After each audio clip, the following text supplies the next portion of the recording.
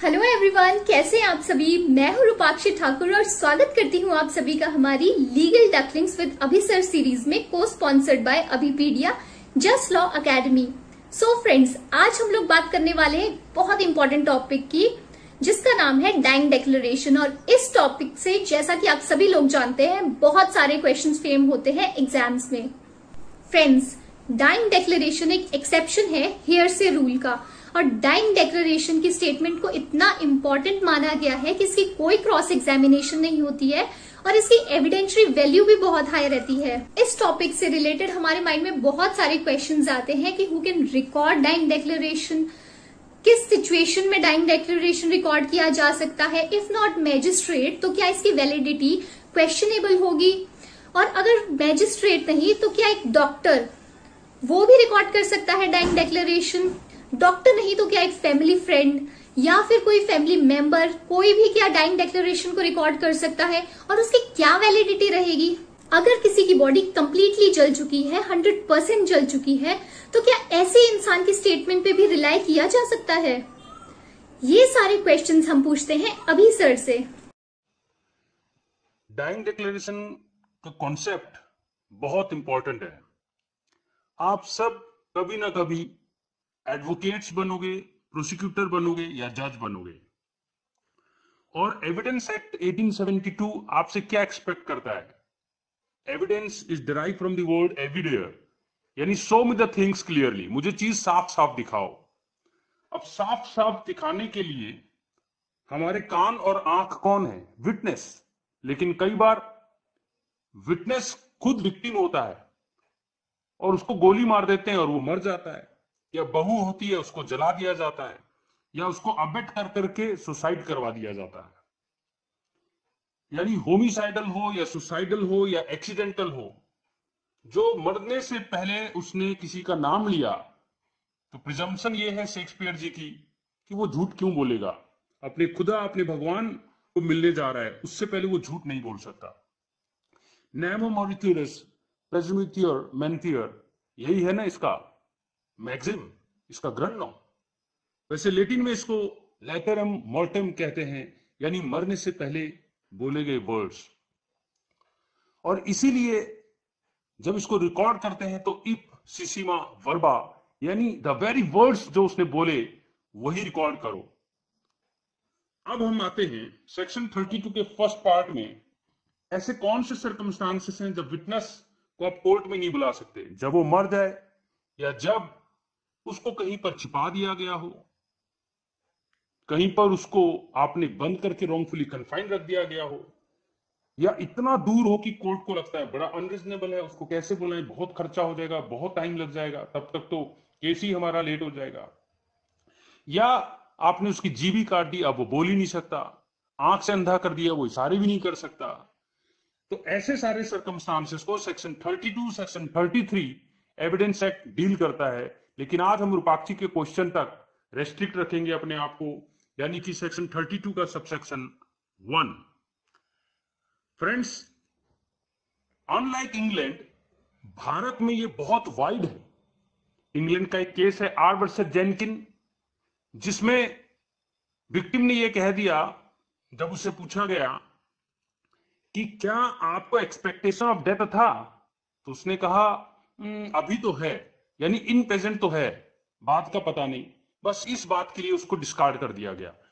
क्योंकि section 32 subsection 1 में code और कॉट का फॉर्मूला आपके लिए इंपॉर्टेंट है, इसको जानिए। COD यानी कॉज ऑफ डेथ, या COT यानी circumstances of transaction leading to death. इन दो में से कोई एक बात हमारे देश में कवर कर देती है डाइंग डिक्लेरेशन को। मगर अंग्रेजों के यहां आपको एक्चुअल एक्सपेक्टेशन में होना चाहिए। वैसे मैं बता दूं, पकला नारायणन के केस को जब तक आप नहीं सुनेंगे फैक्ट्स को, आपको ये बात समझ नहीं आएगी। P फॉर पकला नारायणन, P फॉर पीथापुर का दीवान। पीथापुर के दीवान की जो बेटी थी, उसका कभी अफेयर चलता था एक डिसीज्ड से, जो मर गया था, लेकिन उसकी शादी हो जाती है पकला नारायणन से, एक्यूज से। उसके बावजूद उनका जो अफेयर है वो कहीं ना कहीं कंटिन्यू रहने के कारण एक्यूज को शक आता है और यही मोटिवेशन बन सकता था मर्डर का। लेकिन ये बात बिल्कुल भी भनक नहीं थी डिसीज को, और वो एक दिन अपनी पत्नी को बोलता है, अरे मेरे से वो जो दीवान की बेटी है, पीथपुर के दीवान की, यानी जिससे उसका अफेयर चल रहा था, उसने 3,000 रुपये 18% ब्याज पे पैसे उधार लिए थे, तो मुझे बहरमपुर जाना पड़ेगा जो थोड़ी दूरी पर है पीथपुर से, मैं जाके अपना पैसे ले आता हूं। उसने कहा अपना हिसाब किताब क्लियर कर लो। 30 से ज्यादा चिट्ठी लिखी गई थी इस 3,000 के ट्रांजेक्शन के लिए, और वो भी जज साहब के आगे था। लेकिन लास्ट में वो एक ट्रंक में उसकी लाश पाई जाती है, 7 भागों में उसको काटा जाता है, और जो गवाह कोर्ट में आके बता सकता था कि मुझे मारा गया वो तो मर चुका है, तो सेक्शन 32 सब सेक्शन 1 रेलेवेंट हो जाता है। जो उसने लास्ट में अपनी पत्नी को बोला था पीथपुर से बहरमपुर के लिए निकलने से पहले, वो सर्कमस्टांसेस ऑफ ट्रांजेक्शन यानी COT, ना कि COD, कॉज ऑफ डेथ नहीं बोला था, क्योंकि उसको एक्सपेक्टेशन थी नहीं डेथ की, मगर वो हालात, वो सर्कमस्टांसेस ऑफ ट्रांजेक्शन जिसके कारण अल्टीमेटली डेथ हुआ, और वो 4 चिट्ठियां जो कंक्लूसिवली प्रूफ नहीं हुई, लेकिन जो डिसीज और दीवान की बेटी जिसे अफेयर चलता था उनके बीच में लिखा गया, वो विधवा ने, डिसीज की पत्नी यानी विधवा ने जज साहब को दे दिया।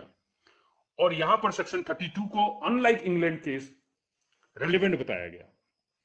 वैसे मैं बता दूं 1872 को डाइंग डिक्लेरेशन डाला गया 32(1) के रूप में, मगर ये पहला केस 1872 में नहीं था। First case of dying declaration pre में कई बार क्वेश्चन आ जाता है, जैसा मैंने शुरू में ही कहा पी बहुत रेलेवेंट होगा। तो पैट्रिक कार का पहला केस था, जो बेसिकली बॉस्टन मैसेकर के नाम से जाना जाता है 1770 का। क्या हुआ, कॉलोनियल मास्टर्स थे और इनको सिविलियंस ने, ब्रिटिश सोल्जर्स को कुछ गाली दे दिया, गुस्सा आया ब्रिटिश सोल्जर्स को और उन्होंने गोली चला दी, मर गए सिविलियंस। लेकिन एक विक्टिम ने मरने से पहले यह कह दिया कि प्रोवोक सिविलियंस नहीं किया था, जिसके कारण उन्होंने गोली मारी, जिसके कारण ये मैनस्लॉटर हो या मर्डर, सजा अंग्रेजों की कम कर दी गई, सोल्जर्स की कम कर दी गई। 32(1) में रेलेवेंट बताया गया। रूपाक्षी ने बहुत इंपॉर्टेंट क्वेश्चन रेज किया, जिसका लैंडमार्क जजमेंट पी फॉर पानी बेन है, पी फॉर पूरनचंद है, और 2020 में पुरुषोत्तम चोपड़ा, पी फॉर पुरुषोत्तम चोपड़ा है। इस तरह आपको केस लो याद हो जाएंगे।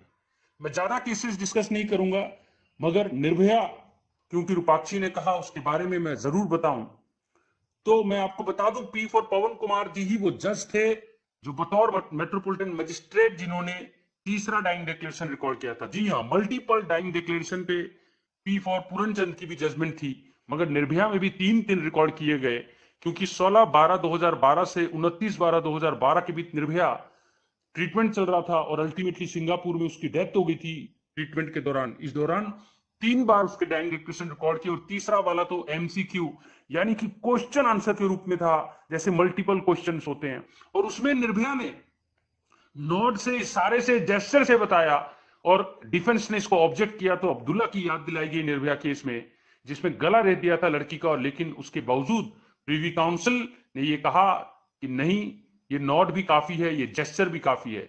दाल सिंह ने बोला था भाई दाल गलाने के लिए, ये याद करने का तरीका है, दाल गलाने के लिए डाइंग डिक्लेरेशन में किसी भी तरीके का कोई प्रोसीजर, कोई फॉर्मेलिटी नहीं बोला गया।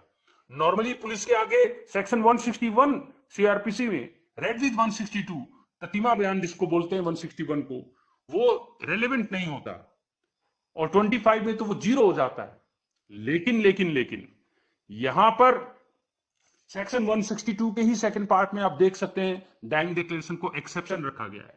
Mandu Raja versus state of Madhya Pradesh में सुप्रीम कोर्ट ने क्लैरिफाई किया कि केवल पुलिस वाला ये एक्सप्लेन कर दे कि क्या हालात थे कि तूने जज साहब को यानी जुडिशियल मजिस्ट्रेट को कांटेक्ट नहीं किया। अगर वो नहीं मिले तो डॉक्टर साहब भी ठीक होते, वो भी नहीं थे, तो फिर कोई इंडिपेंडेंट मेंबर्स ऑफ सोसाइटी वो नहीं थे, तो कोई एग्जीक्यूटिव मजिस्ट्रेट वो भी नहीं थे, तो कोई रिलेटिव फैमिली मेंबर, और अगर कोई भी नहीं था तो पुलिस वाला। लेकिन आपको पता है मरते हुए कुछ चंद सांसें रहती हैं, इतनी फॉर्मेलिटी के चक्कर में पड़े तो डाइंग डिक्लेरेशन जैसा वैल्यूएबल पीस ऑफ एविडेंस जो हियर से होने के बावजूद इतना ज्यादा रेलेवेंट है कि सोल बेसिस पर विदाउट कोरोबरेशन आप कन्विक्शन कर सकते हैं। अब हियर से एविडेंस का मतलब क्या होता है, इसको थोड़ा जान लें। Section 60 रेडवी 22 and 6 of evidence act क्या बोलता है? ऑरल एविडेंस डायरेक्ट होना चाहिए। ये से एविडेंस कहीं वर्ड यूज नहीं किया, रेस जस्टे जिसको हम बोलते हैं, ये कहीं यूज नहीं है एविडेंस एक्ट में। लेकिन इसका ये मतलब है कि जब उसको आप क्रॉस के लिए बुला ही नहीं सकते, डिफेंस को मौका ही नहीं मिलेगा, तो ऐसी बातों पे कैसे कन्विक्शन? प्रिजम्पशन थियोरेटिकली अच्छा लगता है, मगर प्रैक्टिकली ऐसा नहीं होता। कई जगह इंसान खुंदक लेके कर दे। तो ये सारे ओवर क्वेश्चन अप्रोच तो रखने ही पड़ेंगे। पानीबेन का केस ले लो, या कौशल का, या बृदिचंद सारदा का, या कौशल राव का, या पुरुषोत्तम चोपड़ा 7 जनवरी 2020 सुप्रीम कोर्ट की डिवीजन बेंच का, ये सारे लैंडमार्क जजमेंट में एक ही बात कही है कि कोई प्रोसीजर की जरूरत नहीं है, फॉर्मेलिटी की जरूरत नहीं है। एमसीक्यू के रूप में पूछो, क्वेश्चन आंसर के रूप में पूछो, नरेशन के रूप में पूछो, मल्टीपल हो, फैमिली के आगे हो, सर्टिफिकेट हो या ना हो, मजिस्ट्रेट ने साइन किए नहीं किए। लेकिन अगर हालात ओवरऑल ये आते हैं कि विक्टिम को मजिस्ट्रेट साहब ने अपना इंट्रोडक्शन दे के उसको चीजें समझाई, वो उस समय ओरिएंटेशन ऑफ माइंड या फिट स्टेट ऑफ माइंड से सेटिस्फाइड थे, उस बात को उन्होंने लिखा, कुछ क्वेश्चन पूछ के उनको लगा ये मेरी बात समझ रही है, वो सेक्शन 118 इंडियन एविडेंस एक्ट के तर्ज पर एक कॉम्पिटेंट विटनेस थी। क्योंकि इंग्लैंड में ऐसा नहीं होता, इंग्लैंड में केवल क्रिमिनल लॉ में रेलिवेंट होता है और कॉम्पिटेंट विटनेस होना चाहिए, और एक्सपेक्टेशन ऑफ डेथ में। हमारे यहाँ इवन एक बच्चा भी अगर रैशनल चीजों का जवाब सुनकर रैशनल जवाब दे सकता है तो वो कॉम्पिटेंट है, ये भी प्रूफ करना पड़ेगा। पागल आदमी का यानी डायरेक्ट डिक्लेरेशन वैलिड नहीं होता, इनकंसिस्टेंट है वैलिड नहीं होता, ट्यूटर्ड है वैलिड नहीं होता, ज्यादा गैप है और 3-4 डायरेक्ट डिक्लेरेशन में 3-4 अलग अलग बातें रेलिवेंट नहीं होता। तो फिट स्टेट ऑफ माइंड का चाहे सर्टिफिकेट ना हो, डॉक्टर ने नहीं भी लिखा हो, 100% बर्न है, थंब इंप्रेशन भी नहीं आया हो, उसके बावजूद विजय पाल की जजमेंट, पुरुषोत्तम चोपड़ा 2020 सुप्रीम कोर्ट की जजमेंट ये क्लैरिफाई करती है कि ये सब फॉर्मेलिटी है। दाल सिंह की जजमेंट किसी फॉर्मेलिटी की जरूरत नहीं है। कितनी इंटरेस्टिंग बात बता रहा हूं। पवन कुमार जी PW30 के रूप में मेट्रोपॉलिटन मजिस्ट्रेट आए, उन्होंने कहा कि हाँ मैंने जेस्चर और नॉड को रिकॉर्ड किया, एमसीक्यू पूछा, लेकिन ओवरऑल सर्कमस्टांसेस में रॉड का जेनिटल ऑर्गन में जाना और ओरल सेक्स या फिर कार्नल सेक्स या सोडोमी सब कुछ सर्कमस्टांसेस से प्रूव हो रहे थे, उसलिए माना गया। हाथरस के भी केस में जो 14 सितंबर में इंसिडेंट होता है और 22 सितंबर को रिकॉर्ड किया जाता है अलीगढ़ के मजिस्ट्रेट के द्वारा, वहां भी गैंगरेप में मरने से पहले जो बात हुई। लेकिन अगर मती नहीं विक्टिम तो क्या होगा? या फिर अगर वो FIR दर्ज करा दिया था पकला नारायणन ने, तो फिर उसका क्या होता? इन सब को हम मरने पर एलिवेट कर देते हैं, 162 हो या 154, सब उठा के हम 32(1) में कवर कर देते हैं। लेकिन अगर जिंदा रह जाए तो सेक्शन 157 में इंपीच करने के लिए, कोरोबोरेट करने के लिए यूज करा जा सकता है। ये बात पता होना चाहिए। लेकिन किसको? डेफिनेटली इंफॉर्मेंट अगर जिंदा रह जाए तो 154 में उसको कोरोबोरेट या कॉन्ट्राडिक्ट किया जा सकता है।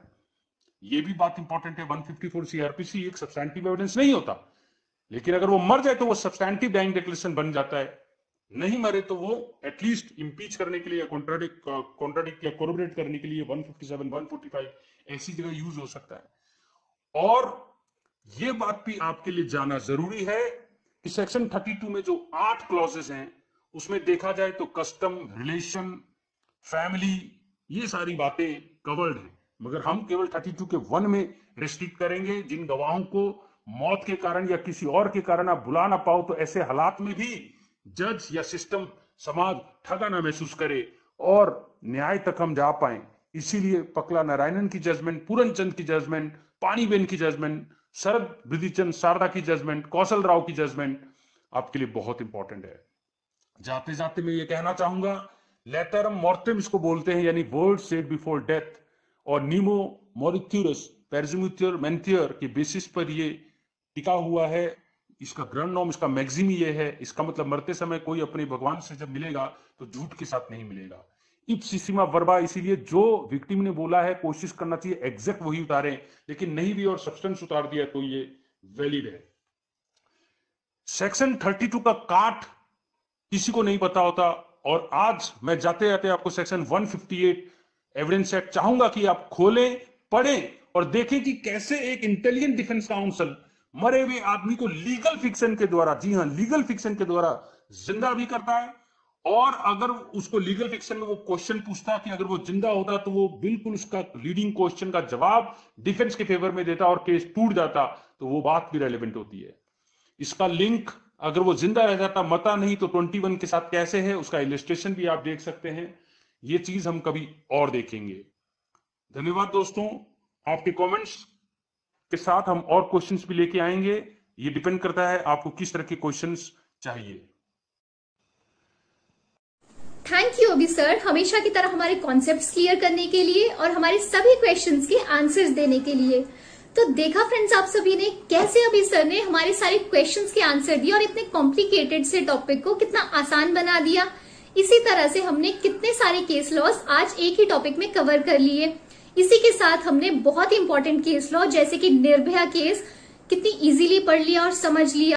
तो कैसी लगी आप सभी को हमारी लीगल डकलिंग्स विद अभी सर सीरीज, आप कमेंट सेक्शन में कमेंट करके हमें बता सकते हैं।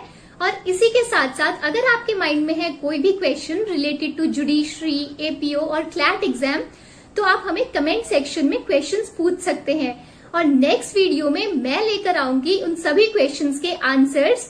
तब तक के लिए good bye and take care.